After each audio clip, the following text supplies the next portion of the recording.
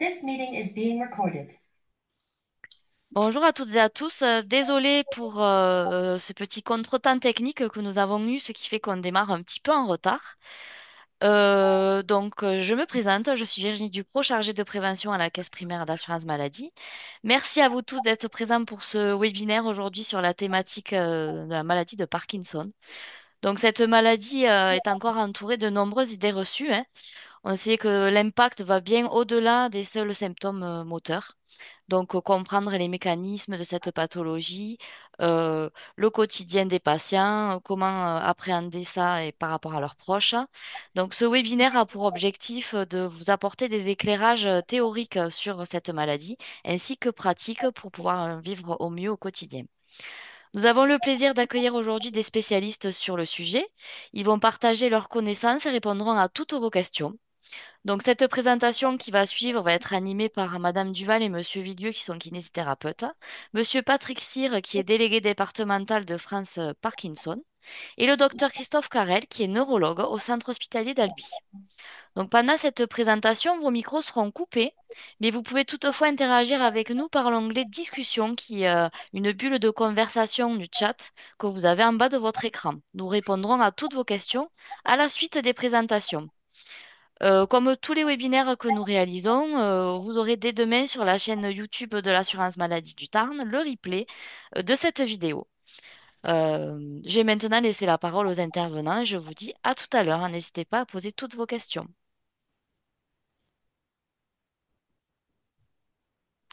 Merci beaucoup. Donc, je vais commencer. Je suis le docteur Carrel, donc je suis neurologue à l'hôpital d'Albi et on va aborder les points un petit peu fondamentaux, les connaissances générales sur la maladie de Parkinson. Alors, Hervé, on va directement à la diapositive 4. Donc voilà, qu'est-ce qu'on sait de la maladie de Parkinson? Donc c'est une maladie qui est très fréquente et ce qui nous trouble quelque peu, c'est que son incidence va encore augmenter puisqu'on prévoit un doublement du nombre de patients présentant cette maladie dans les 10 ans qui viennent pour des raisons que l'on pourra aborder plus tard. Alors c'est une maladie neurodégénérative. Le terme n'est pas très joli, le côté dégénératif n'est pas très joli. Alors on parle aussi de maladie neuroévolutive. C'est-à-dire qu'en fait, de façon très simple, il y a certains neurones, pas tous, mais certains neurones qui sont au centre du cerveau, qui vont vieillir plus vite qu'ils ne devraient et être responsables, entre autres, des signes moteurs sur lesquels nous reviendrons. C'est une maladie qui est d'autant plus fréquente, bien sûr, que la population vieillit, et ça concerne 2 à 3 de la population après 65 ans, mais la maladie peut survenir beaucoup plus tôt, dès l'âge de 30 ans. Voilà. Ce qui va caractériser la maladie, c'est qu'on va manquer d'un neuromédiateur qui s'appelle la dopamine. Et cette dopamine cérébrale, elle va être impliquée dans les mouvements automatiques, dans le tonus des membres. Et en fait, ce sont les neurones qui sont dans ce qu'on appelle le tronc cérébral qui vont disparaître progressivement. Là, vous avez sur une coupe anatomique la bande noire qui s'appelle le locus niger, où sont ces neurones, et qui va disparaître progressivement, comme vous le voyez sur le schéma du dessus, d'un patient parkinsonien. Alors, diapositive suivante. Donc, c'est la carence en ce neuromédiateur qui n'est plus produit par les neurones qui disparaissent, qui est la source de la majorité, mais pas de tous, hein, mais de la majorité des signes moteurs de la maladie, ceux que vous connaissez, avec le tremblement, la lenteur et la raideur. Alors, pourquoi est-ce que cette maladie se développe? Ça, en fait, on ne sait pas trop. Ce que tout le monde s'accorde à dire, ce qu'on a pu constater, c'est que, en fait, ces neurones vont disparaître parce que en leur sein, il y a une accumulation d'une protéine anormale. C'est-à-dire qu'on a tous une protéine qui s'appelle l'alpha-synucléine qui est impliquée dans la transmission des neuromédiateurs et au contact d'une protéine anormale, elle ne peut plus fonctionner comme il faut et donc elle n'est plus métabolisée, elle s'accumule dans le neurone, c'est comme si c'était un gros déchet et le neurone, comme il est rempli de cette protéine anormale, il ne peut plus fonctionner et il meurt et petit à petit, de proche en proche, les neurones disparaissent. Et on considère que quand les signes moteurs apparaissent, il y a déjà 50% des neurones qui ont disparu. Alors je vous dis, c'est pas tous, c'est ceux qui sont impliqués dans cette boucle neuronale. Et donc, comme c'est lié à cette accumulation de protéines anormales, c'est important parce qu'on y reviendra après. On parle parfois d'alpha-synucléinopathie. Alors, diapositive suivante. Donc c'est une maladie dans laquelle il y a un processus dégénératif progressif. Hein, c'est pas une maladie brutale, c'est pas quelque chose d'aigu. Quand la maladie apparaît d'un point de vue clinique, ça fait déjà de nombreuses années qu'elle en fait elle se développe à bas bruit. Et ce qui est toujours frustrant, c'est que son évolution n'est pas vraiment prévisible. L'évolution est non stéréotypée. Chaque patient a sa maladie et certains patients auront une évolution extrêmement lente, d'autres auront une évolution plus rapide. Tout dépend des symptômes initiaux. Et à ce jour, rien ne permet de dire, quand on voit un patient pour la première fois, comment va évoluer sa maladie. On sait que au début, c'est simple. Vous avez tous entendu parler de la lune de miel qui va durer 5 à 7 ans. Mais chez certains patients, ça peut être plus court, d'autres plus long. Mais voilà, on ne sait pas s'il va garder une forme motrice, s'il y aura d'autres symptômes qui vont s'y associer. Ça, on ne peut pas le prédire quand on voit le patient au départ. Donc, c'est frustrant. Diapositive suivante. Donc, comment est-ce qu'on fait le diagnostic de cette maladie de Parkinson? En 2025, le diagnostic reste toujours clinique. C'est-à-dire que quand on voit un patient en consultation, on va rechercher d'abord à l'interrogatoire des signes de ce dysfonctionnement de cette protéine, de cette synucléinopathie. Il y a des signes qui sont très évocateurs, qui sont très peu connus en fait dans la population générale. C'est-à-dire que pour une vraie maladie de Parkinson, on aura souvent, dans les 10-15 ans qui précèdent l'apparition de la maladie, enfin des signes moteurs, une modification de l'odorat, des perturbations du sommeil avec un sommeil extrêmement agité, parfois les patients qui donnent des coups, qui ont des cauchemars, des rêves extrêmement riches, et qui auront aussi une modification du transit intestinal avec apparition souvent d'une constipation opiniâtre. Et on considère que si un patient a cette modification de l'odorat, des perturbations du sommeil et du transit, en fait, il a 90% de risque de développer une maladie de Parkinson motrice dans les 10 ans qui suivent. Et alors, quels sont les signes moteurs? Voilà, je vous ai dit tout à l'heure, c'est la fameuse triade motrice qui n'est pas forcément complète au départ. Il y a le tremblement, qui n'est pas le tremblement, c'est un tremblement de repos lent. Il va y avoir l'akinésie. Donc l'akinésie, ça veut dire que les mouvements se font de façon plus ralentie, il y aura aussi une écriture plus difficile, etc. Et il y aura une hypertonie, une raideur. Souvent, les patients ou les proches vont le constater en disant, quand il marche, il balance plus son bras sur un côté, ou alors il y a une jambe qui traîne un petit peu. Et c'est cette triade de symptômes qui va nous aider à porter le diagnostic, tout en sachant qu'à l'examen clinique, on va s'attacher à chercher d'autres choses qui ne doivent pas être présentes. Voilà. Donc, à ce jour, en 2025, c'est uniquement sur l'interrogatoire et l'examen clinique que l'on pourra dire oui ou non, c'est une maladie de Parkinson. Souvent, les patients nous posent la question de l'imagerie. Donc, est-ce qu'il faut faire une IRM? En fait, si la symptomatologie est typique, l'IRM ne permettra pas de voir cette perte de neurones. Parfois, on peut proposer un autre examen qui s'appelle un DAT scan. C'est une scintigraphie cérébrale que l'on peut utiliser, qui va nous renseigner sur la perte des neurones présynaptiques. Et c'est un examen que l'on proposera plutôt aux patients jeunes ou quand on a un doute diagnostique avec d'autres maladies. Mais ça nous dira simplement, oui, il y a une perte de neurones. Ça ne nous dit pas c'est une vraie maladie Parkinson. Voilà. La perspective, c'est de faire des biopsies de peau parce qu'on s'est rendu compte que dans les couches profondes du derme, on pouvait noter des particularités qui sont très évocatrices de la maladie de Parkinson. Donc ça, c'est une perspective thérapeutique, ce qui sera intéressante notamment lorsque l'on disposera de traitements neuroprotecteurs pour débuter les traitements les plus tôt possible. Donc voilà. Donc en 2025, le diagnostic, ça reste un diagnostic que l'on fait en consultation, en examinant les patients, en les interrogeant. Après, un autre élément fort qui va nous aider pour confirmer le diagnostic de la maladie de Parkinson, c'est le traitement. C'est-à-dire que, je vous ai dit, ce qui manquait, ce qui donne les symptômes dans la maladie de Parkinson, c'est ce manque de dopamine. Donc, si on rajoute la dopamine dans une vraie maladie de Parkinson, les symptômes doivent disparaître. On parlera de dopasensibilité. Et ça, c'est un des arguments les plus forts pour dire oui, c'est vraiment une maladie de Parkinson. Alors, diapositive suivante. Comment est-ce qu'on peut traiter ces signes moteurs, le tremblement, la lenteur, la raideur?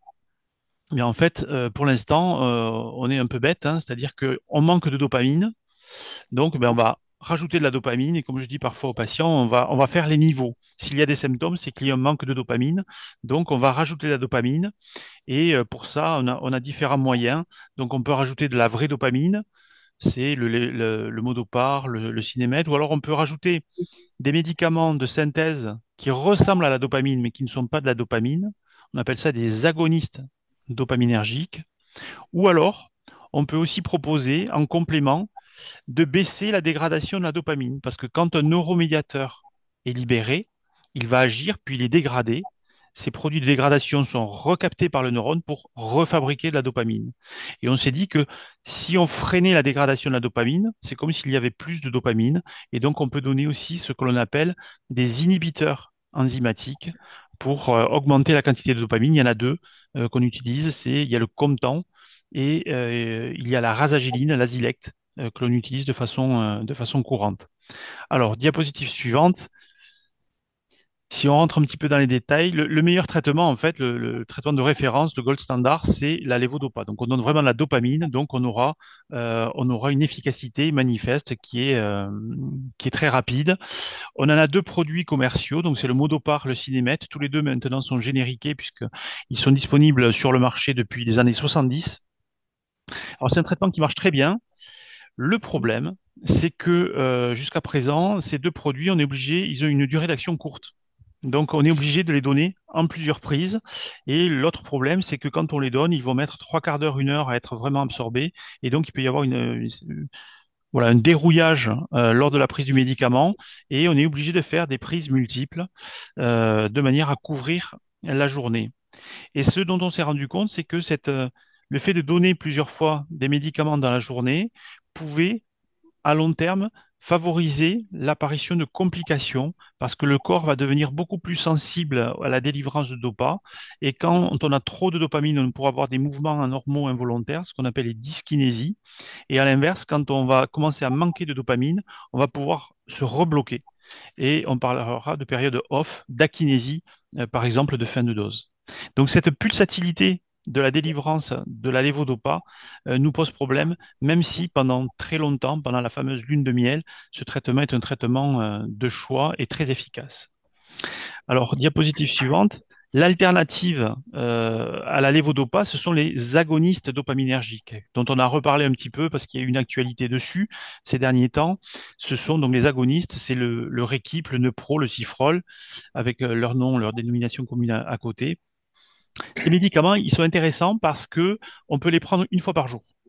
Donc déjà, ça simplifie la vie des patients, notamment quand le patient est jeune, qu'il débute sa maladie, alors qu'il est encore en activité. Ça, voilà, on prend ces médicaments et ça marche très bien. Mais il y a des effets indésirables. C'est-à-dire que ce type de médicament, parmi les effets indésirables les plus fréquents, ça peut donner de la somnolence. Donc souvent, les patients sont en activité, mais dès qu'ils se posent, pouf, ils s'endorment. Un autre effet indésirable qu'il faut connaître, c'est que ça peut donner des œdèmes des membres inférieurs, notamment l'été.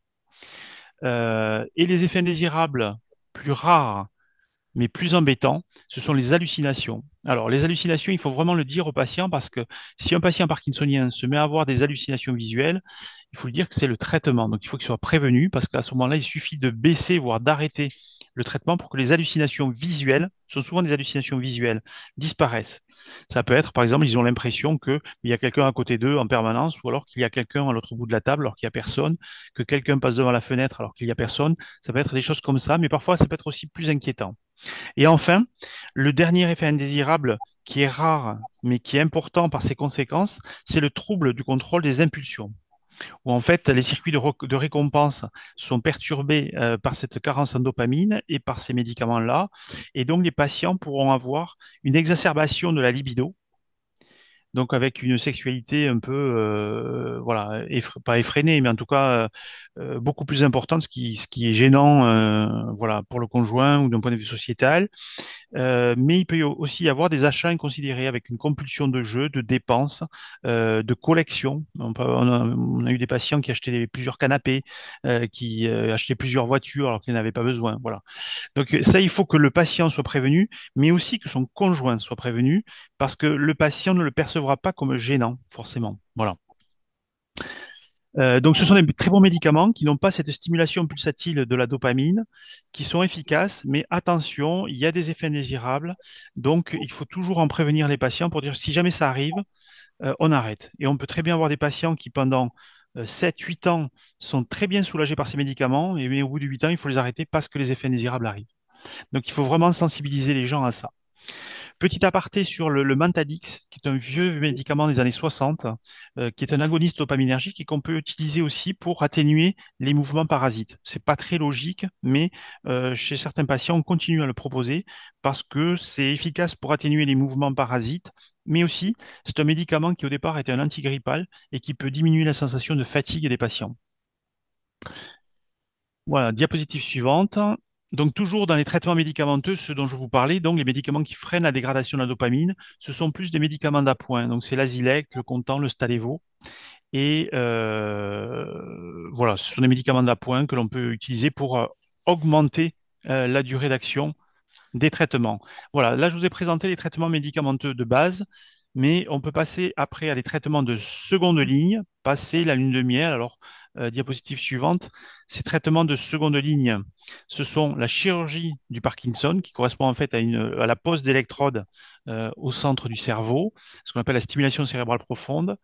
On peut administrer les traitements aussi par voie sous-cutanée, avec une petite pompe que l'on va porter autour du cou ou bien à la ceinture, avec une délivrance sous-cutanée d'apomorphine. Alors, c'est pas de la morphine, hein, c'est en fait c'est un agoniste dopaminergique, mais il s'appelle comme ça. Et donc, ça va éviter cette pulsatilité. Depuis peu, c'est-à-dire depuis septembre, est autorisée la perfusion sous-cutanée de l'évodopa, qu'on commence à utiliser surtout depuis le début de l'année, où c'est donc là aussi une pompe. Et au lieu d'avoir cette stimulation pulsatile de dopamine, on le délivrera en sous-cutané. Et ça marche très bien.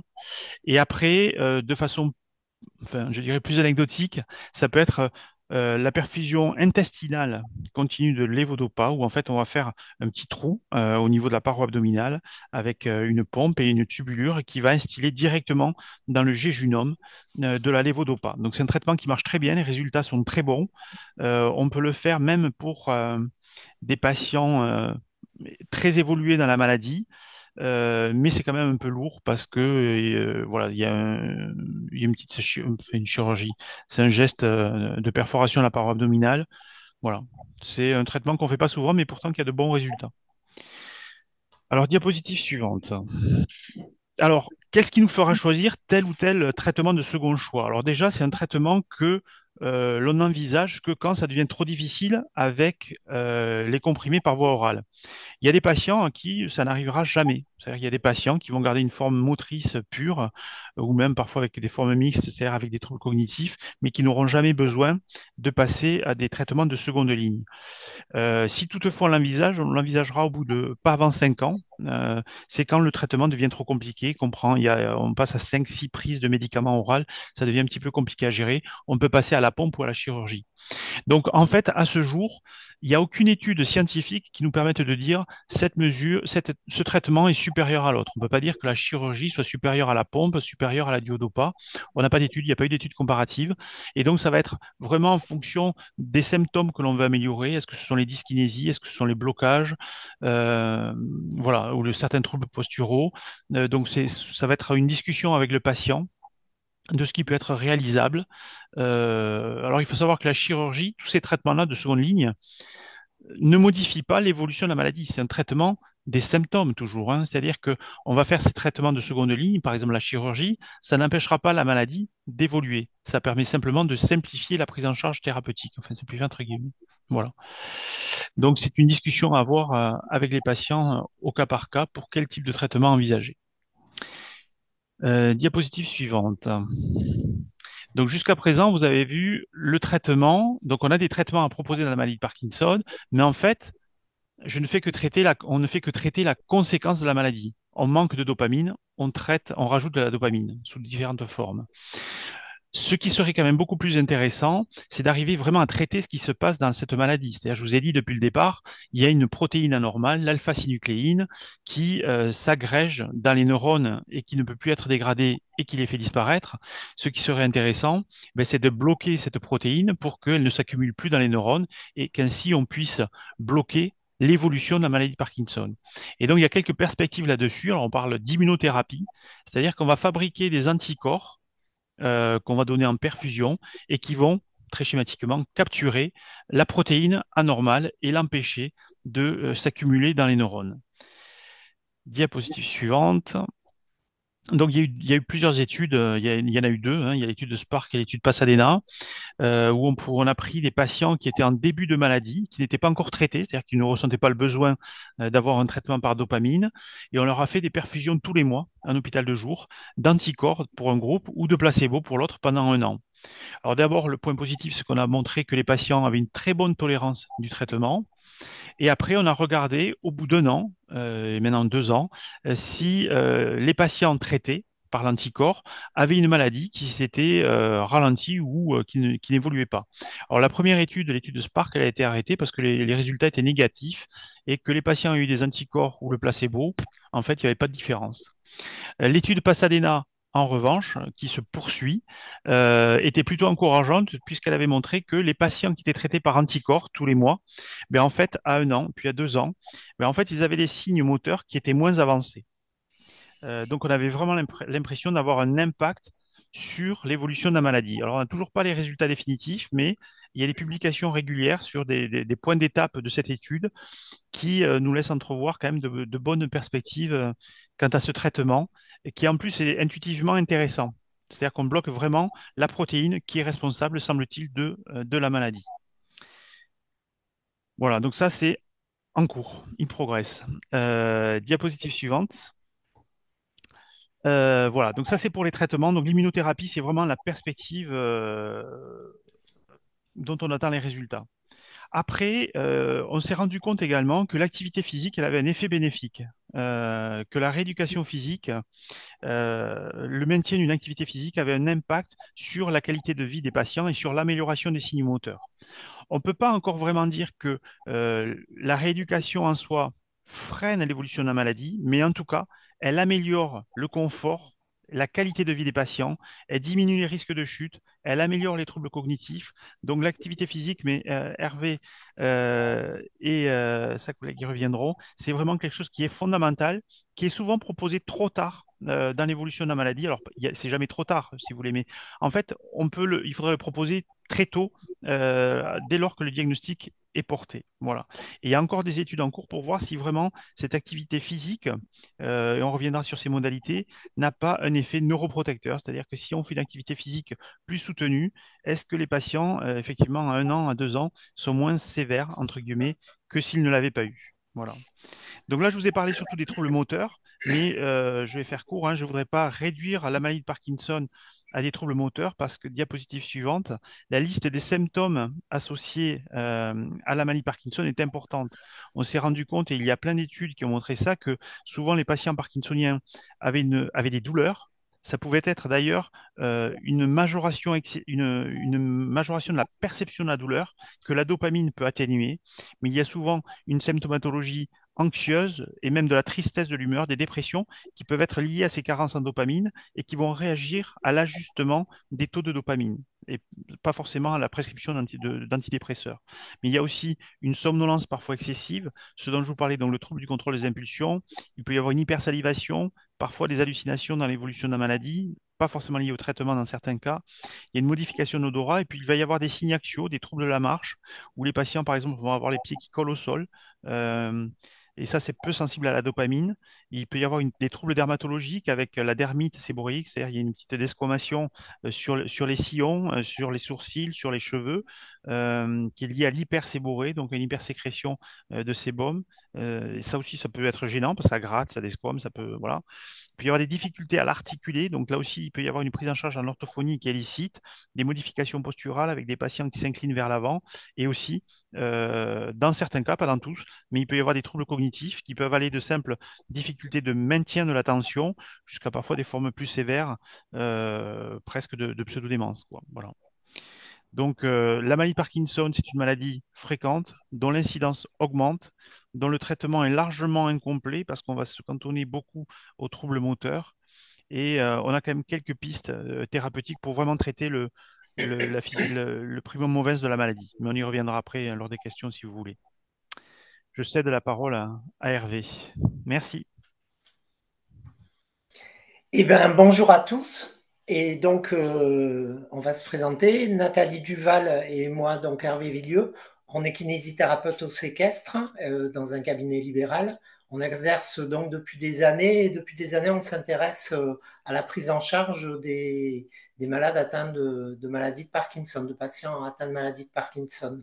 On essaye, on va vous montrer ça, de proposer des programmes de rééducation qui soient à la fois adaptés, variés en fonction des problématiques qu'on envisage avec le patient et son entourage.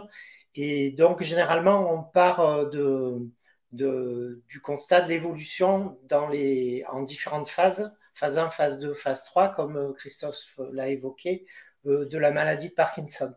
Ce qui est important aussi et que Christophe a dit, c'est que nous, ce qu'on aime bien, c'est voir les patients précocement, c'est-à-dire au plus tôt après le diagnostic, de façon à tout de suite mettre en place des protocoles de rééducation qui évidemment vont évoluer en fonction de l'évolution du patient, et, de façon à pouvoir l'accompagner, de lui assurer une qualité de vie, une fonction, une autonomie le plus tard possible dans sa maladie. Je vais laisser Nathalie présenter les différentes phases. La phase 1.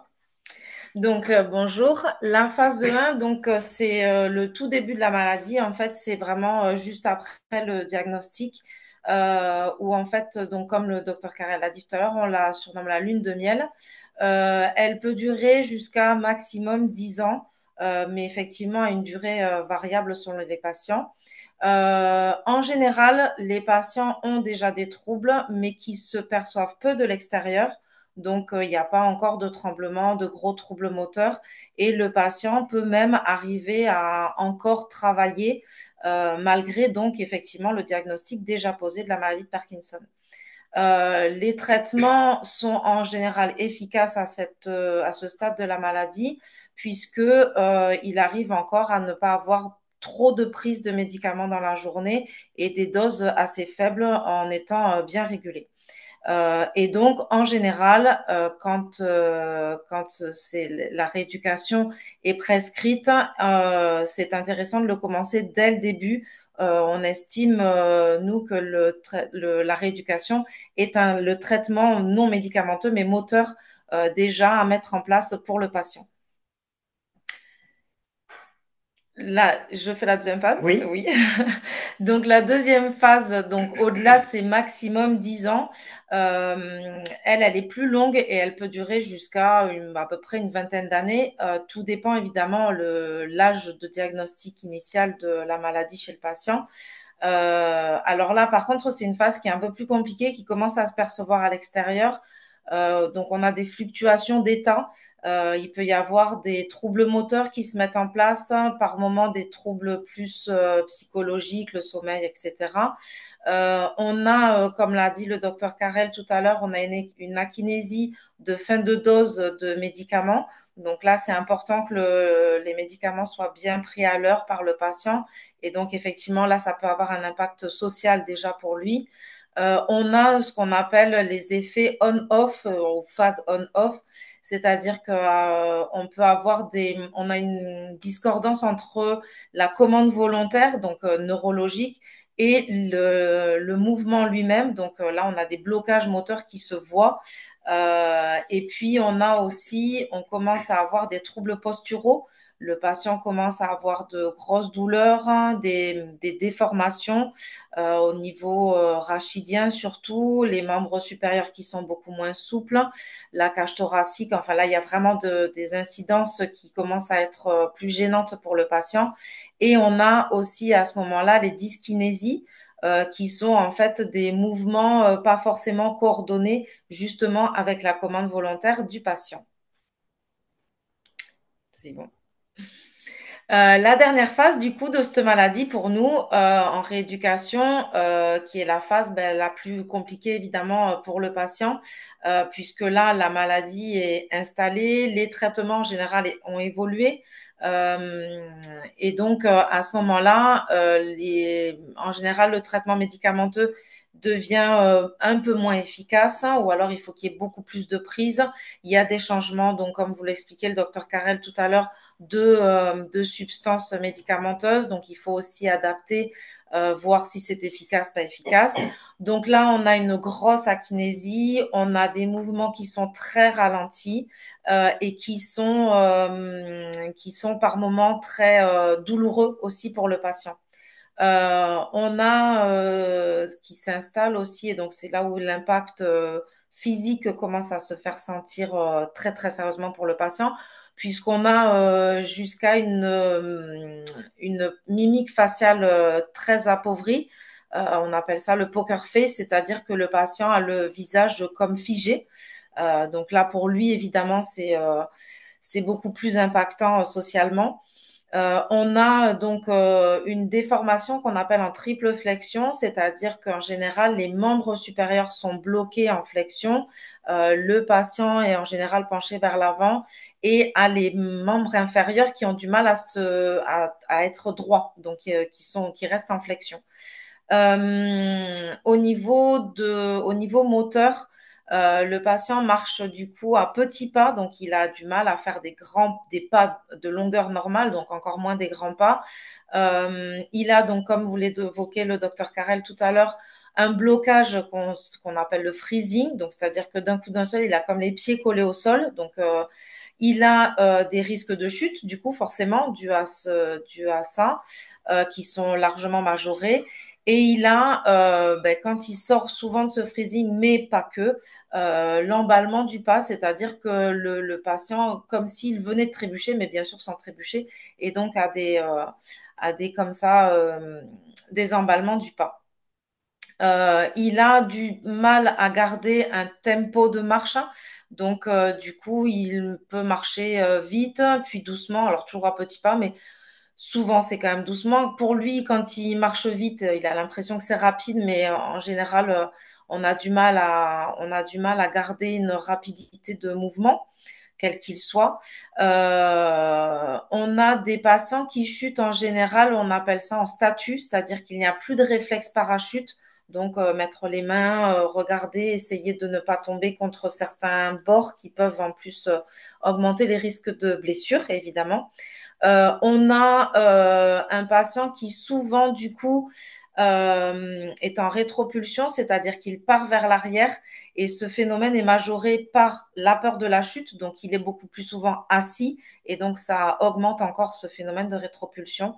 On a un patient qui très souvent a des troubles psychomoteurs et donc qui évidemment est beaucoup plus dépressif, qui comme il dort très mal la nuit, bah, du coup la journée il n'est pas très éveillé, etc. Donc il y a un trouble jour-nuit qui s'installe pour la plupart. Et on a des patients qui souvent sont très raides. Et ça, c'est ce qu'on appelle, nous, une hypertonie extra-pyramidale. Donc, les mouvements, en plus de la raideur des membres, deviennent douloureux, comme je vous disais tout à l'heure. Voilà, et donc il y a les tremblements. Donc, comme le disait le docteur Carrel tout à l'heure, c'est des tremblements de repos, principalement des membres supérieurs, mais pas que. Ça arrive aussi que les patients tremblent des fois de la cage thoracique, voilà, des membres inférieurs, etc. Donc, pour eux, cette phase est vraiment très compliquée socialement et personnellement, évidemment, à passer. Alors, face à ça, nous, quand on reçoit un patient, on va construire avec lui, et j'aurais tendance aussi à dire avec l'entourage, on va construire un projet de rééducation. Alors, pour ça, on va s'appuyer sur un bilan de kinésithérapie. Ce bilan, il prend en compte la date de début de la maladie, le stade du patient, tous ses antécédents, les traitements médicaux qu'il peut avoir. Ça s'appuie beaucoup sur un entretien avec le patient qui est important. Entretien avec le patient et aussi avec l'entourage, conjoint, enfant éventuellement, en début de rééducation. On évalue le mode de vie, les loisirs. Là, on a affaire à des gens qui ont des pratiques autour du mouvement qui sont très variables et des habitudes qui sont très différentes. Donc tout ça, il faut l'évaluer. On évalue aussi par rapport notamment au risque de chute et difficultés d'accessibilité l'habitat, escalier, accessibilité, etc. On essaie de saisir un petit peu l'environnement de l'habitat. Après, il faut qu'on évalue l'environnement socio-familial et professionnel. Et puis, on prend en compte évidemment les plaintes des patients sur la peur des chutes, sur les difficultés au quotidien, à quelle heure les difficultés dans la journée sont plus marquées par rapport à d'autres. On évalue la fatigue, la douleur, l'élocution, la phonation aussi, qui souvent est perturbée, et l'écriture. On s'appuie aussi sur un bilan postural, sur une évaluation de l'équilibre, assis, debout, la marche, l'adaptation à l'effort et les troubles associés, troubles du sommeil, de la communication, de l'écriture. Et à partir de là, donc, notre rôle, ça va être d'informer le patient, d'informer aussi l'entourage. On va faire de l'éducation, on va faire un peu de prospective aussi avec lui sur quel est son futur en termes de mobilité, de motricité, de vie du mouvement. Et on va lui proposer donc de la rééducation. Tout ça pour anticiper, pour lui proposer des activités physiques régulières. Ça, c'est très important. Il faut rentrer dans un protocole très régulier d'activité physique et qui soit de l'activité quand même soutenue. Tout ça pour augmenter sa mobilité, son agilité, les fonctions importantes, la posture, la respiration. Et donc, au sein du cabinet, avec Nathalie, on propose un cursus, entre guillemets, de rééducation qui va être évidemment évolutif dans le temps en fonction du besoin du patient, mais qui est quand même un cursus de 2 à 3 séances par semaine. Ça représente 3 heures environ de rééducation. Et dans chaque séquence, on va avoir des activités différentes qui seront centrées sur plus l'équilibre, plus l'aide au transfert, peut-être plus aussi le conditionnement physique. Et on insiste beaucoup aussi au sein du cabinet sur du travail en groupe. C'est important parce que, donc en groupe avec des patients concernés par les maladies de Parkinson, c'est important parce que ça crée aussi de l'interaction et que, y compris par rapport au mouvement qu'on peut proposer, au gestuel, le fait qu'il y ait de l'interaction et quelque part une composante d'inconnu sur ce que va faire l'autre dans un travail un peu chorégraphié, et ben, ça augmente la notion de réactivité, de prise de décision, tout ce qui peut manquer aussi à ces patients parkinsoniens. On préconise aussi, en plus de la rééducation, des techniques complémentaires comme la gym, pilates, le tai chi, le yoga, la danse, le ping-pong. Aujourd'hui, il y a beaucoup d'articles qui paraissent sur l'intérêt vraiment de pratiques complémentaires par rapport à la rééducation. Pratiques qui sont soit individuelles pour la gym pilates ou le tai chi ou le yoga, mais dans la danse, dans le ping-pong, on retrouve aussi la notion d'interdépendance par rapport à l'autre et donc le fait d'être dans une interaction, dans une anticipation, dans le fait de suivre un déroulement moteur qu'on n'a pas prévu. Alors là, Nathalie, tu peux peut-être nous expliquer. On va vous présenter une série au fur et à mesure de la présentation, une série d'exercices qu'on fait, soit en groupe, soit en séquence individuelle. Là, on les a filmés en individuel pour prendre en charge les patients. Donc, première vidéo. Donc là, on entraîne le patient à aller plutôt au travail d'équilibre, passage d'obstacles, ce qui lui permet de vérifier qu'il lève par exemple assez les pieds pour un passage de trottoir, des choses qui sont assez banales dans la vie courante, bien monter les escaliers, etc., parce qu'il n'y a pas toujours de rampe en extérieur.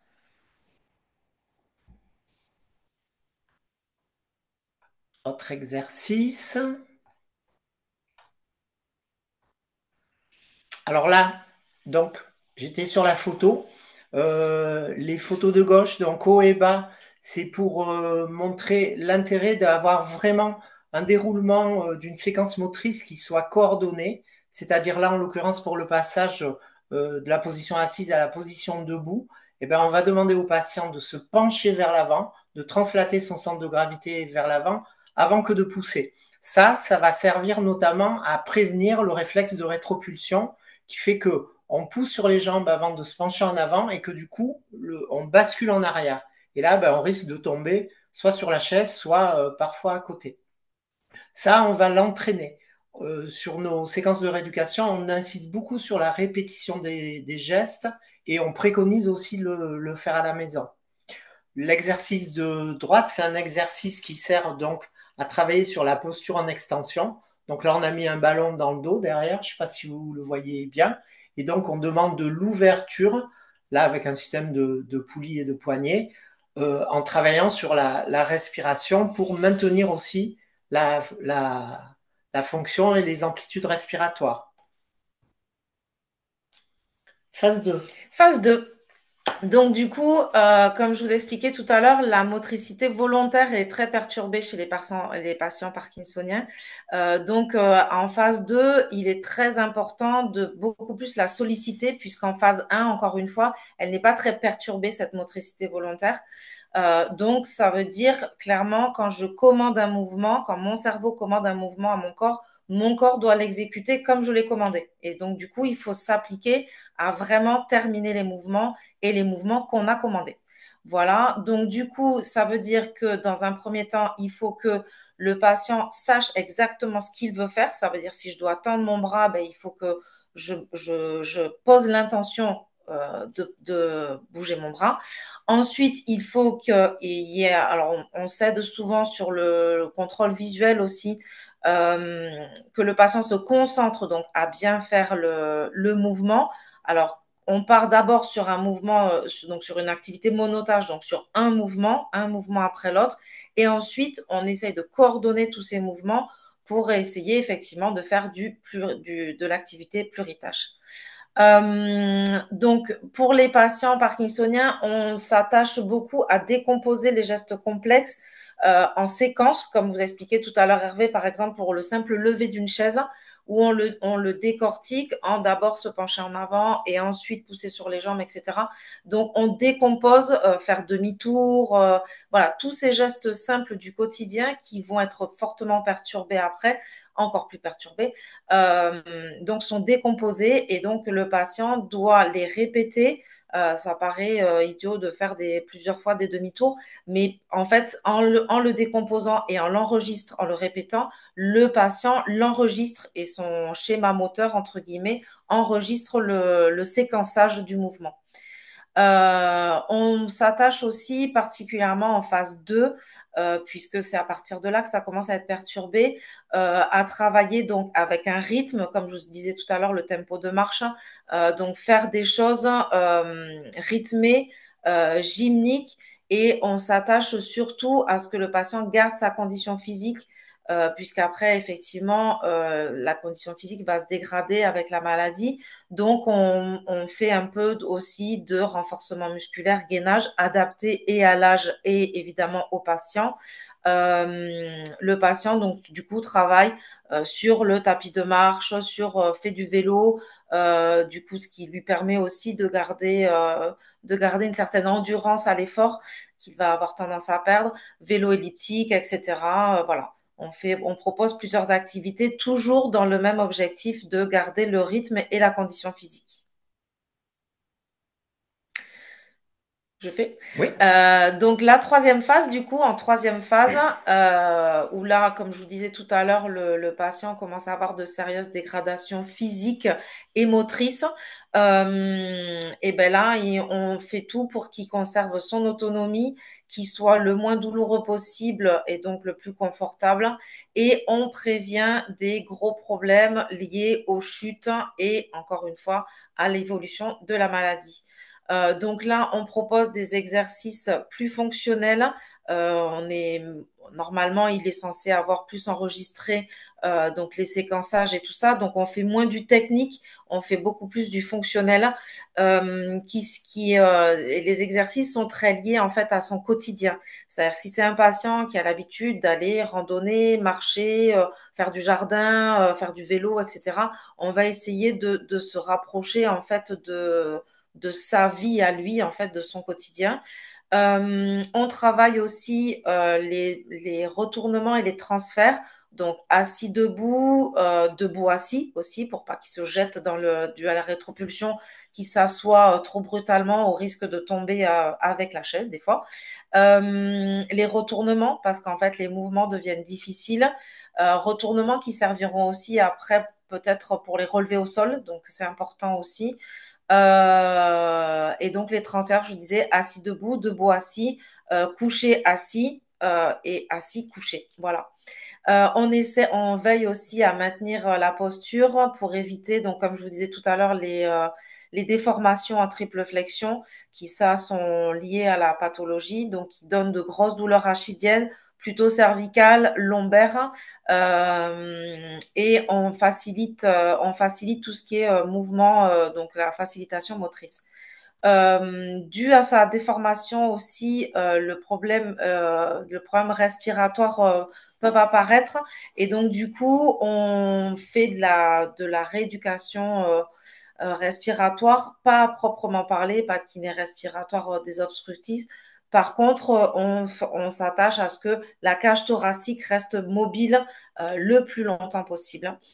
On travaille aussi, donc comme vous disiez, docteur Carrel, tout à l'heure, l'écriture, la motricité fine, parce qu'elle est fortement perturbée en général avec les tremblements, et les gestes utiles, donc arriver à lever encore les bras, etc., avoir assez d'amplitude et pas trop de raideur, donc pour tous les gestes du quotidien.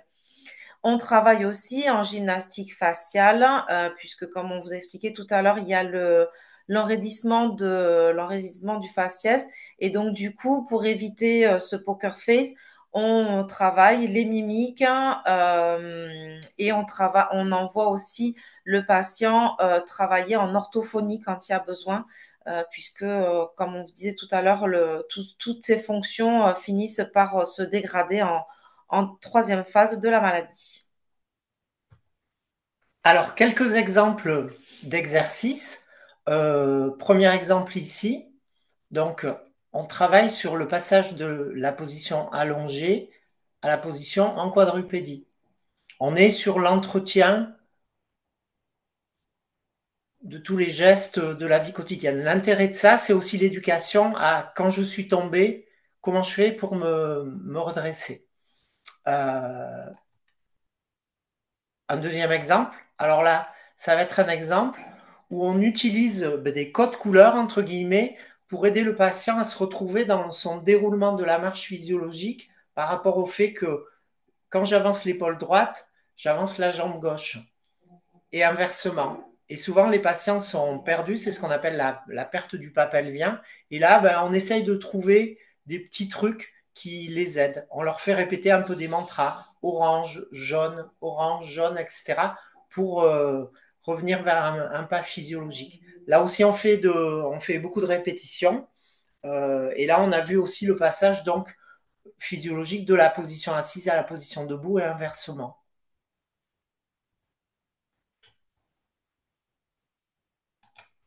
Ici, alors là, on travaille la séquence donc de descente au sol en appui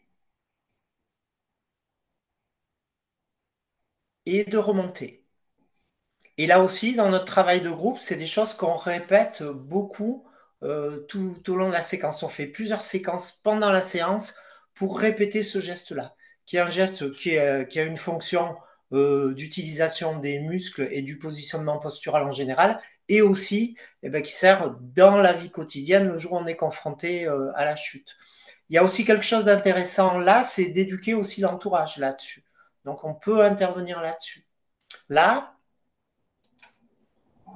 Nathalie nous montre comment on transfère donc le pas, le pied, le poids du corps donc sur un pied par rapport à l'autre, de façon à enclencher le pas sans accrocher au sol, sans le phénomène de freezing. Okay. Et donc ça, on va aussi le demander au patient. Il faut qu'il ait ça en tête, en fait, qu'il ait le projet mental avant de commencer l'action. Tu nous commentes Oui. Alors, cette vidéo, c'est le retournement, donc qui peut servir à la fois évidemment la nuit quand le patient est très enraidi et en cas de chute surtout. Donc, une fois qu'on est au sol, puisqu'il tombe en général vers l'arrière, par le phénomène de rétropulsion, il passe donc sur le côté. On séquence, comme on vous disait tout à l'heure, toutes les actions. Il passe d'abord par le côté, ensuite repassage à quatre pattes, comme vous avez vu tout à l'heure pour le passage du sol vers la position debout. Voilà, là, il est capable, normalement, comme avec le tabouret tout à l'heure, de pouvoir se relever. Et donc, il est capable de pouvoir se retourner du ventre, du décubitus ventral au décubitus dorsal. Alors ici, on vous a mis quelques exemples d'exercices qu'on fait. Donc, sur le côté droit de la page, vous avez un exercice d'équilibre sur gros ballon, ballon de Klein. Donc là, on travaille l'appui sur un pied, la mobilisation des bras, des gestes, des bascules avant-arrière, etc. Ça, on peut travailler aussi en quadrupédie, à quatre pattes, comme ça. En dessous, il y a donc un exercice à quatre pattes au sol où on travaille à la fois l'équilibre, la posture du dos et le maintien de position. À gauche, c'est un travail qu'on fait sur la graphomotricité. Donc là, on reprend en fait des exercices de moyenne section de maternelle, grande section, sur l'apprentissage et la maîtrise du geste graphique. La maladie de Parkinson, c'est une maladie où la plupart du temps, on a ce qu'on appelle des micrographies, c'est-à-dire qu'on écrit de plus en plus petit. Il va falloir essayer d'inciter le patient à ouvrir son écriture. Donc, on reprend tous les gestes par rapport au sens scripteur, au contrôle de la hauteur pour écrire gros, rond, lent et lié. Là aussi, il peut y avoir une analyse de l'écriture sur où est-ce qu'est le tremblement et ce qui a lieu de proposer comme exercice. La rééducation de la maladie de Parkinson, c'est quand même une rééducation où on a un potentiel de créativité en fonction des patients et des besoins qui est très intéressant pour justement créer, inventer des exercices, des façons de travailler. Et ça fait un peu la richesse aussi de notre pratique au quotidien que de s'occuper de patients qui ont des maladies de Parkinson. Euh, ici, ici, on a les grands standards aussi du conditionnement physique, c'est-à-dire en haut, le tapis de marche qu'on peut faire à plat, ou alors aussi pour augmenter un petit peu la résistance en mettant de la pente, de l'inclinaison. Et puis ici en bas, vous avez donc l'utilisation du vélo elliptique, qui est intéressant parce que là, on sollicite tout le corps et notamment, on a aussi l'entretien du pas pelvien avec le bras droit qui avance pendant que la jambe gauche avance et inversement.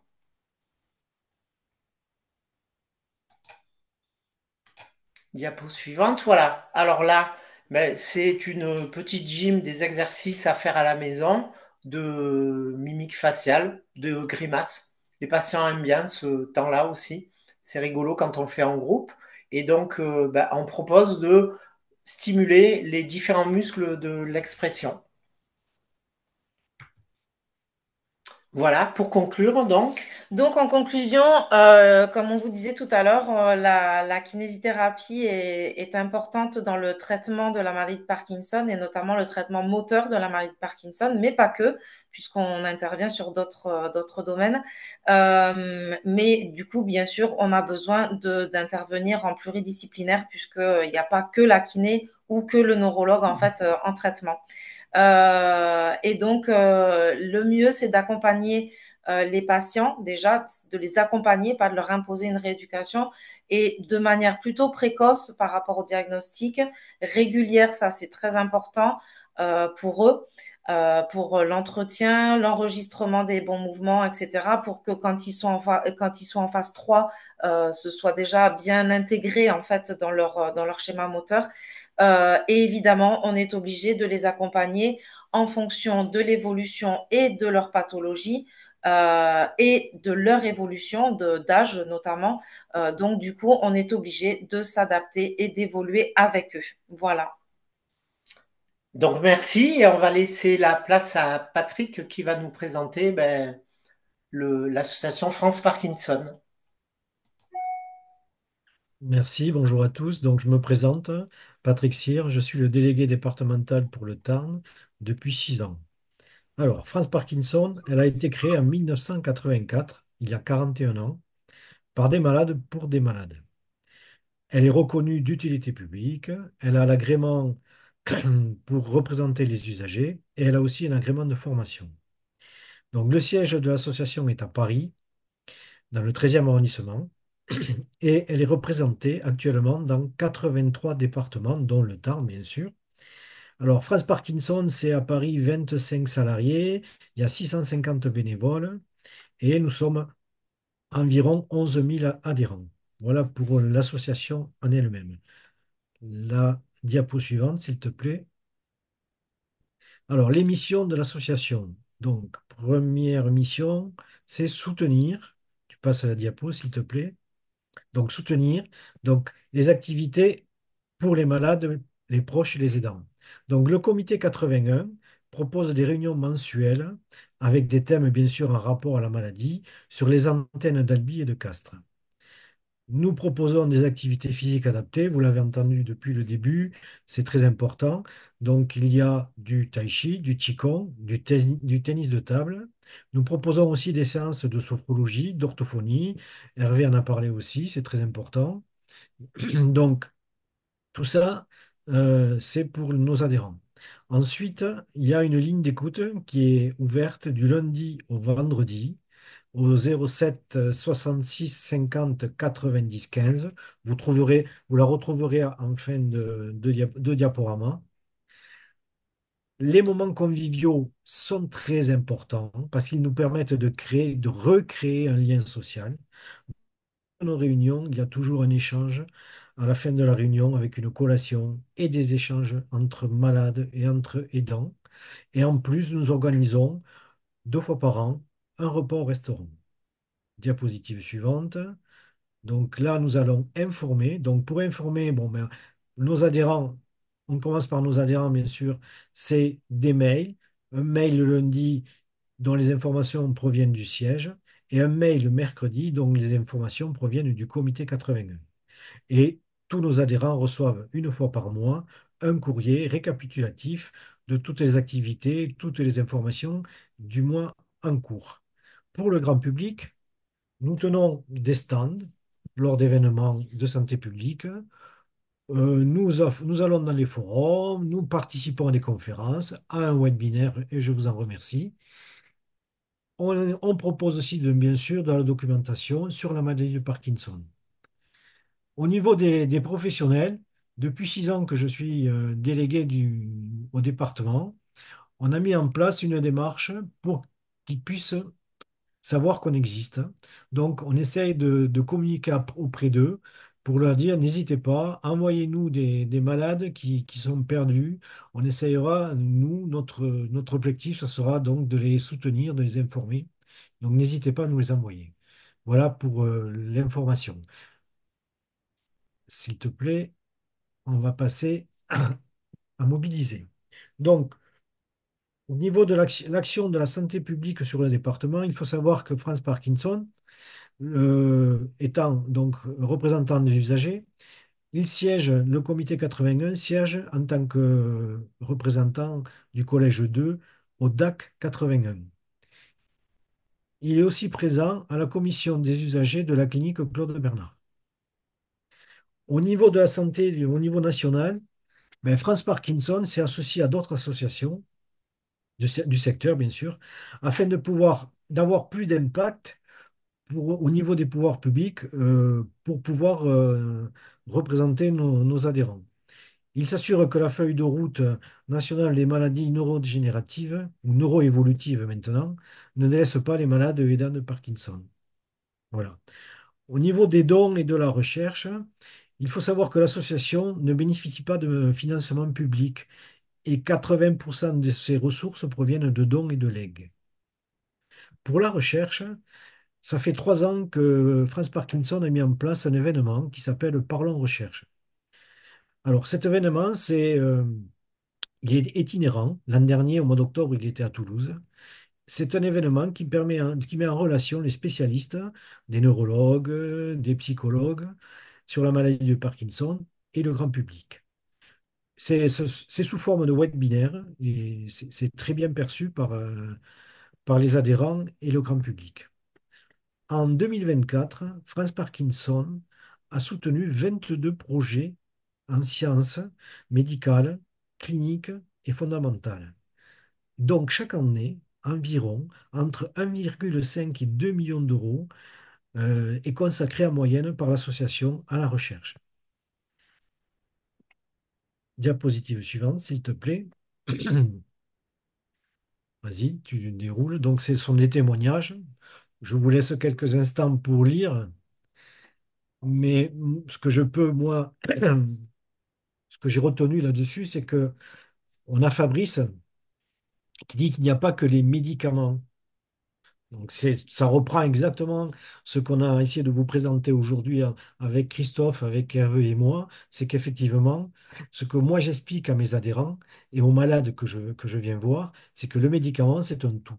Le médicament, c'est pas uniquement la gélule que donne le neurologue ou le comprimé. Le médicament, c'est un ensemble. Il faut qu'il y ait bien sûr cette gélule, mais il faut qu'il y ait aussi de la kinésie, il faut aussi qu'il y ait de l'orthophonie, il faut aussi qu'il y ait de l'activité physique, il faut aussi qu'il y ait de la sophrologie, il faut qu'il y ait des activités pour qu'effectivement on puisse parler de médicaments. Parce que prendre une gélule et rester dans son fauteuil toute la journée, c'est pas la bonne solution. Donc voilà ce que je pouvais dire sur ces témoignages. On passe les contacts. Donc voilà. Donc vous avez de nouveau le numéro de téléphone que je vous ai annoncé tout à l'heure, l'email. Alors les permanences, elles ont évolué puisque maintenant, en fait, la maison départementale de l'autonomie à Castres, qui était en travaux, est ouverte. Donc nous sommes donc à Castres et à Albi. Donc en fait, c'est tous les lundis, de lundi de lundi à Albi, mais c'est sur rendez-vous. Et c'est de 10 heures à 12 heures où on peut recevoir donc des malades et leurs proches aidants. Voilà. Je pense que c'est Merci une... beaucoup. Merci à Merci. tous pour tous ces éclairages. Alors, on a un peu dépassé l'heure, désolé parce qu'on a commencé en retard, mais on va quand même pouvoir répondre à quelques questions. Alors, on va faire succinct pour que tout le monde puisse retourner à ses occupations. Alors, on a une question. On nous demande que pensez-vous du jeûne intermittent pour les malades de Parkinson? Et l'autophagie peut-elle agir au niveau des neurones? Alors, je peux répondre si vous voulez sur le jeûne intermittent. Il n'y a pas eu d'efficacité démontrée du jeûne intermittent sur la maladie de Parkinson. Après, il y a pas eu d'études enfin, il n'y a pas non plus de régime par ailleurs qui ait montré un quelconque impact. Donc, non, enfin, voilà, jeûne intermittent, pourquoi pas. Si certains patients trouvent que cela fait du bien, pourquoi pas. On n'est pas contre. Enfin, on n'est pas contre. On ne le promeut pas parce que il n'y a pas eu de démonstration de l'efficacité. Voilà. L'autophagie, par contre, je ne sais pas ce que c'est. Donc, je peux pas vous dire. Merci. Alors, on a une autre question. Existe-t-il une formation pour les kinés afin de se spécialiser dans les activités adaptées aux malades de Parkinson?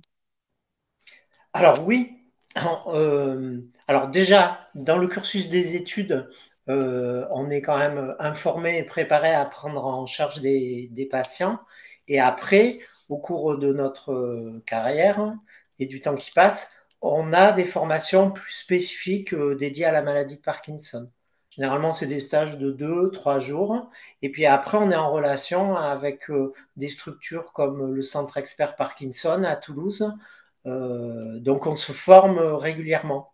Voilà. Et puis maintenant, il y a Internet aussi. Donc c'est une mine d'informations. Le tout, c'est d'aller chercher des informations qui soient fiables, valables et validées. Mais on y veille. Alors, est-ce qu'il y a des sites justement qui seraient plus fiables que d'autres par rapport Alors, à ça? sur France Parkinson, Oui. il y a des tas de vidéos plus ou moins longues qui abordent donc des sujets autour de la maladie de Parkinson, et y compris des sujets de rééducation. Pour les patients, je pense que c'est quand même une bonne voie d'entrée pour avoir de l'information qui soit sérieuse. Après, il y a des j'imagine. articles plus scientifiques sur l'Institut du cerveau aussi à Paris. Voilà, c'est généralement là où on va chercher nos infos. Si je Ah, pouvais me oui, rajouter, Hervé, Oui, effectivement, donc France Parkinson a aussi proposé une formation spécifique aux kinésithérapeutes l'année dernière. Et ensuite, par rapport à ces vidéos, moi, c'est ce que moi j'essaie d'expliquer aux adhérents et aux personnes que je rencontre, c'est que attention, Internet, il y a à boire et à manger. oui, Allons sur YouTube et allons chercher carrément donc, chez France Parkinson. Et là, vous aurez toujours des vidéos qui sont certifiés conformes, on va dire. qui Il y sont aura fiables, pas, voilà, qui seront fiables. avec des infos Tout à fait. vérifiées. La même chose que pour vous avec la CPM lorsque Mm. vous allez remettre le replay sur YouTube. Tout à fait. Après, on a aussi, nous, le site amélie.fr où il y a pas mal de... C'est une mine d'informations sur tout thème, hein, pas que sur l'assurance maladie. Donc c'est vrai que ça peut être intéressant d'aller y jeter un œil aussi. Alors on a d'autres questions. Où se trouve la dopamine à l'état naturel et quels aliments sont conseillés? Alors, comme je disais, il n'y a pas de régime conseillé particulièrement. Alors après, il y a eu pas mal de publications et de recherches sur les courges. D'accord. Notamment le Mucuna pruriens, qui est une courge africaine très riche en dopamine. Il y a eu un essai thérapeutique qui avait été conduit parce que le Mucuna pruriens contient de la lévodopa et elle semblait avoir une demi-vie plus longue que la demi-vie que la lévodopa de synthèse. Bon, il n'y a pas eu de, ça n'a pas été développé, donc je pense que l'essai était négatif, mais on peut en trouver dans les courges. Alors ne vous mettez pas à manger que des courges, c'est pas la bonne chose, mais oui, on peut en trouver dans l'alimentation et notamment voilà les cucurbitacées. Mais il n'y a pas de régime qui ait montré son efficacité. D'accord. Alors là, on nous dit qu'il y a une application Brain Move qui est créée par Iris Marolo. Je ne sais pas si vous connaissez. oui, oui, oui. Oui, oui, dans lequel il y a différentes séquences, dont certaines dédiées à la maladie de Parkinson. Bon voilà, pour info, ça peut toujours servir. Donc on peut peut-être juste refaire un point sur quels sont les premiers signes et symptômes et surtout à quel moment il faut consulter un spécialiste. Même si on en a déjà parlé au début. Alors les premiers symptômes, alors tout dépend ce qu'on entend par premiers symptômes. Parce que comme je vous le disais, on s'est rendu compte en faisant passer des batteries de questionnaires aux patients qui venaient pour consulter pour maladie de Parkinson, quelles étaient les petites premières modifications qu'ils avaient pu percevoir. Alors, il y a des choses assez étonnantes. Une fois, enfin, deux fois, ça m'est arrivé d'avoir le conjoint qui dit mon partenaire a changé d'odeur. Son odeur D'accord. corporelle s'est Mm. modifiée. Voilà, ça c'est un petit détail, hein, il ne faut pas renifler tous les jours son partenaire pour voir s'il change d'odeur, mais c'est un signe qui peut être très précoce, bien avant l'apparition des signes moteurs. Mm. Après, je vous disais que voilà, cette conjonction de perturbation du sommeil paradoxal avec des rêves extrêmement agités, la modification et la perte de l'odorat, c'est quelque chose qu'on retrouve souvent ça, à l'interrogatoire. Les patients nous disent oui, donc ça fait 15 ans que j'ai plus d'odorat. Et donc, associé au trouble du transit, ça fait partie de ce qu'on appelle des signes prémoteurs de la maladie. Euh, il a été évoqué parfois aussi une petite modification de la personnalité avec une tendance à avoir un profil un peu obsessionnel qui pouvait être un des signes pré-symptomatiques de la maladie. Sinon, quand on rentre dans le dur, entre guillemets, c'est-à-dire dans l'apparition des signes moteurs qui alertent souvent les patients et qui sont dans 95% des cas les motifs de consultation, ben, on aura cette fameuse triade avec souvent le tremblement peut être isolé, hein. C'est-à-dire que les patients vont se dire, ben, Mm. tiens, j'ai constaté que quand je regardais la télé, on me dit arrête de trembler, j'avais un petit tremblement qui apparaissait avec souvent des symptômes qui sont très asymétriques. Le propre de la maladie de Parkinson, un élément fort, c'est que la maladie est bilatérale, hein. Souvent, les patients disent, ah, ça commence à toucher mon côté gauche. Non, on sait que la maladie est bilatérale, mais elle va être très asymétrique, elle prédomine d'un côté. Et donc, ça peut débuter par un tremblement isolé de la main droite. D'accord. Mais à l'heure actuelle, dans la mesure où on ne traite que la gêne, comme j'ai dit, ce sont des médicaments qui vont masquer les symptômes. Si le tremblement n'est pas gênant, ce qui est souvent le cas, il est affichant, mais il n'est pas gênant forcément, on peut ne pas traiter quand le patient n'a qu'un tremblement. Par contre, quand il y a les deux autres symptômes qui sont la kinésie et l'hypertonie, qui vont se traduire par une raideur, une lenteur dans l'exécution des mouvements, une perte de rapidité, une perte d'amplitude dans la réalisation des gestes, oui, là, ça peut gêner d'un point de vue fonctionnel plus rapide que le tremblement. Et dès lors que le patient est gêné, on traite. Après, on n'est pas obligé de faire disparaître tous les symptômes. C'est-à-dire que le patient on peut voir qu'il a une maladie Parkinson, mais s'il nous dit, ben non, mais avec les médicaments que je prends, ça me suffit pour mener mes activités de la vie quotidienne, je ne suis pas gêné, on en reste là. Mm. Voilà. Donc ça, c'est pour les symptômes. Donc les signes moteurs, c'est le tremblement, la lenteur et la raideur, avec cette diminution du ballon. J'ai un patient aussi qui faisait des footings et c'est ses copains qui lui ont dit, mais qu'est-ce que tu as? Tu balances pas sur le côté gauche, hein. Voilà, ça peut être Oui. cette diminution du ballon du bras, une asymétrie dans la fluidité des mouvements. Et alors, quand consulter un spécialiste, ben, en fait, moi, je dirais le plus tôt possible, parce que le fait de ne pas savoir et de se poser des questions, ça génère de Mm. l'anxiété.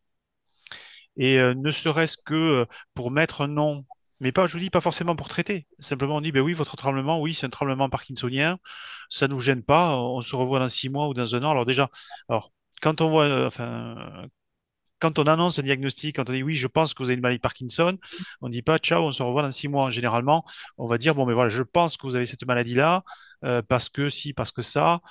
Bon, voilà, ça risque d'évoluer comme ça, mais généralement, on propose aux patients de le revoir dans le mois qui suit, enfin au bout d'un mois, un mois et demi, parce que le patient est d'abord sidéré par l'annonce, souvent, Mm. et il faudra qu'il y ait un travail, enfin, des questions vont venir à la maison, et donc on conseille aux patients de les noter, de revenir un mois après, un mois et demi après, avec son proche, enfin son conjoint, parce que pour essayer de débriefer. Je veux dire, la peur, l'anxiété, le repli sur soi viendra du fait qu'on n'a pas les réponses. Alors, on n'a pas forcément toutes les réponses à toutes les questions, mais c'est important de dire, ben ça peut évoluer comme ça, rassurez-vous, c'est pas grave, etc. Il y a souvent beaucoup d'imaginaire, hein, qui va se greffer à ce diagnostic. Et puis, malgré tout, c'est toujours pareil, c'est l'annonce d'une maladie chronique, donc on part pour de nombreuses années. C'est comment envisager l'avenir et voilà, il faut essayer d'aplanir les questions parce que c'est de ne pas avoir de réponse active l'anxiété, la peur. Merci pour ces précisions. Alors, une prise de sang ou un autre examen quelconque médical ne peut pas diagnostiquer cette maladie. Hélas, non. Non. Hélas, non, c'est ce que je vous disais, ce dont je vous Ouais. parlais. Et pour l'instant, il n'y a pas d'outils d'imagerie ou de prélèvement sanguin qui permettent de faire le diagnostic. La biopsie de peau pourra être une perspective intéressante. La biopsie colique aussi qui peut être intéressante, mais c'est un petit peu plus invasif. Voilà. Mais peut-être que dans quelques années, on fera des biopsies de peau pour confirmer le diagnostic de maladie de Parkinson. Oui. Alors, on va peut-être prendre une dernière question et on va clôturer. Comment informer et impliquer la famille, justement, et les proches? Qu'est-ce qu'on peut leur dire? Alors moi, ce que je conseille, c'est toujours de venir avec la personne avec qui l'on vit. Hmm. Parce que il y a des choses qui se disent dans le couple et qui ne seront pas forcément dites à la consultation parce qu'il y a de la pudeur, parce que voilà. Donc on est là, comme je disais, pour répondre aux questions. Puis le conjoint peut penser des choses, enfin peut avoir des craintes qu'il n'ose exprimer devant son conjoint. Donc c'est bien d'apaiser les tensions qu'il peut y avoir dans le couple par rapport à ça, et aussi par rapport à ce dont je vous parlais, des effets indésirables des médicaments. Hmm. Le patient peut les banaliser parce qu'aussi le traitement lui convient, et notamment avec les agonistes dopaminergiques, dont je vous ai dit qu'il y avait ces effets indésirables de troubles de contrôle des impulsions, mais souvent les patients sont très bien avec ce traitement d'un point de vue moteur. Il y a même une sorte parfois d'exaltation de l'humeur qui fait qu'ils n'ont pas envie de l'arrêter. Alors qu'il y a des effets indésirables qui sont gênants D'accord. pour Hmm. lui-même et pour ses proches. Donc c'est important d'avoir le regard du conjoint. Voilà. Après, si il nous arrive que les enfants ou voilà, nous demandent des questions. Donc, ça se fera toujours bien sûr en présence du patient. On n'a pas le droit de tenir des apartés sur une personne sans qu'elle Oui, soit au secret courant. médical après, hein. Hmm. Mais après, nous, on est ouvert bien sûr à la consultation. Ils peuvent venir à plusieurs. Il n'y a aucun souci par rapport à ça.